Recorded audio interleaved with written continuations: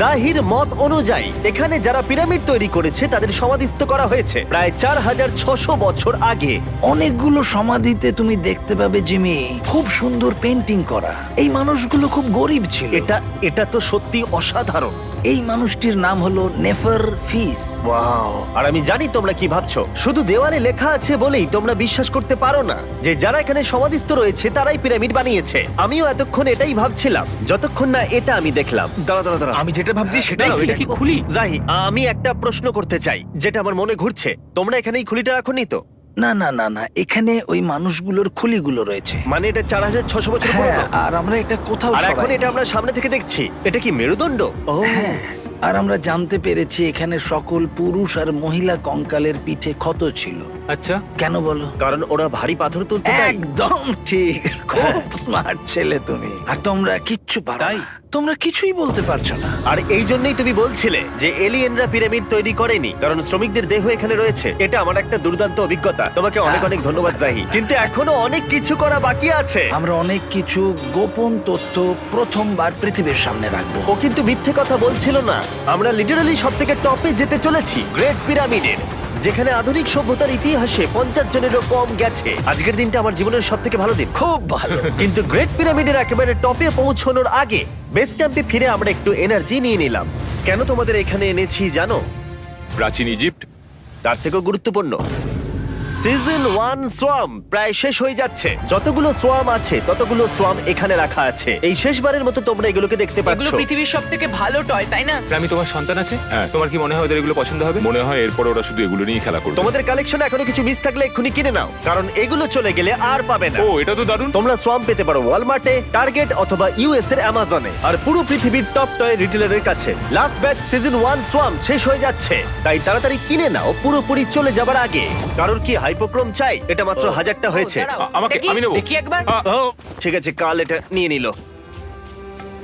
আর যার জন্য সবাই এতক্ষণ আমরা অপেক্ষা করছিলাম, ফাইনালি এবার আমরা গ্রেট পিরামিডের টপে যাব। পিরামিডের ওই অংশ অব্দি আমরা যেতে চলেছি, দেখা যাক কি হয়। আর আমরা যাতে এই পুরো পিরামিডটাকে এক্সপ্লোর করতে পারি, তাই আমাদের গাইডরা পরামর্শ দিল পিরামিডের সব থেকে উঁচু জায়গায় যাওয়ার আগে সবচেয়ে নিচু জায়গায় যাওয়ার, পিরামিডের কয়েকশো ফুট নিচে। কেন আমরা এই 300 ফুট গভীর টানেলের মধ্য দিয়ে নিচে যাচ্ছি? আরে তুমিই তো এইসব জায়গায় যেতে চাও যেখানে কেউ যেতেই চায় না। কেন ফেরাওরা ওঠার জন্য একটা সুন্দর সিঁড়ি তৈরি করেনি? কারণ তারা তাদের মমি আর ধনসম্পত্তি প্রোটেক্ট করবার জন্য এসব করেছে, এছাড়া আর কোনো কারণ 6 নেই। ফুট 5 ইঞ্চি হওয়ার জন্য আমার পিরামিডে এসে আফসোস হচ্ছে। হ্যাঁ ভাই, ঠিক বলেছো।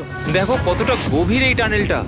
কেন আমি এত লম্বা হলাম? প্লিজ বলে যে আমরা অর্ধেক রাস্তায় এসে গেছি। না না, Please। আমরা অর্ধেকটাও আসিনি। আরো মিথ্যে বলছিল না। এই টানেলটা এখনো কয়েকশো ফুট বাকি আছে, আর এই সরু পথ দিয়ে 1 ঘন্টা ধরে কষ্ট করে যাওয়ার পরে আমার হাঁটু জিমি, মনে হচ্ছে যেন আমাদের জ্যান্ত কবর দেওয়া হচ্ছে। আমরা ফাইনালি পৌঁছে গেলাম নিচে। ও কতক্ষণ পরে দাঁড়ালাম, পাগল হয়ে যাওয়া অস্বাভাবিক নয়। আমরা এই এতটা নিচে প্রায় 300 ফুট হামাগুড়ি দিয়ে এলাম। ওরে বাবা, আমার পাটা গেল, খুব ব্যথা করছে।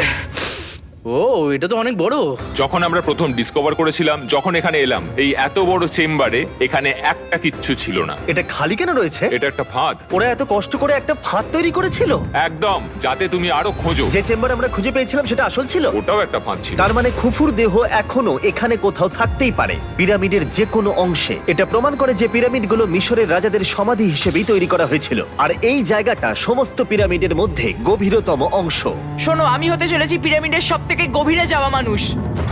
আমি এখন পিরামিডের সব থেকে লোয়েস্ট পয়েন্টে আছি। আর যেহেতু এখন আমরা পিরামিডের সব থেকে নিচু অংশে চলে এসেছি, তাই এবার যাব টপে। এখান থেকেই আরেকটা রাস্তা আমাদের নিয়ে গেল ওপরের দিকে, যেখানে আমরা দেখা করলাম ডক্টর জাহির সাথে, যে আমাদের পিরামিডের টপে নিয়ে যাবে। এখন তোমাদের মধ্যে যে কোনো 5 জন আমাদের সঙ্গে উপরে যেতে পারবে। মাত্র 5 জন? হ্যাঁ, 5 জন। কে তাহলে থাকবে?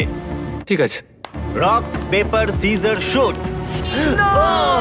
নোলান, তোমাকে ছাড়া খারাপ লাগবে। আমি জিতে গেছি। আর সেখান থেকে আমরা গেলাম আবার সেই করিডোরে, যেখান থেকে আমরা ডে 1 এ রাজার সমাধির কাছে গেছিলাম। আমরা শুরু করেছিলাম এই ভিডিওটা এখান দিয়ে নিচে গিয়ে, কিন্তু এই ভিডিওটা শেষ করব টপে হিডেন চেম্বারে গিয়ে। আর গত 5000 বছরে সর্বমোট 50 জনেরও কম মানুষ ওপরে গেছে। বলা হয়নি আমার উঁচু জায়গায় ভয় লাগে? এখন এসব বলে আর কোনো লাভ নেই। আর তোমাদের বলে রাখি, ওপরে ওঠাটা এতটাও সহজ নয়। ওই সিঁড়ি দিয়ে ওপরে উঠে আমাদের আরেকটা সরু প্যাসেজ দিয়ে যেতে হতো।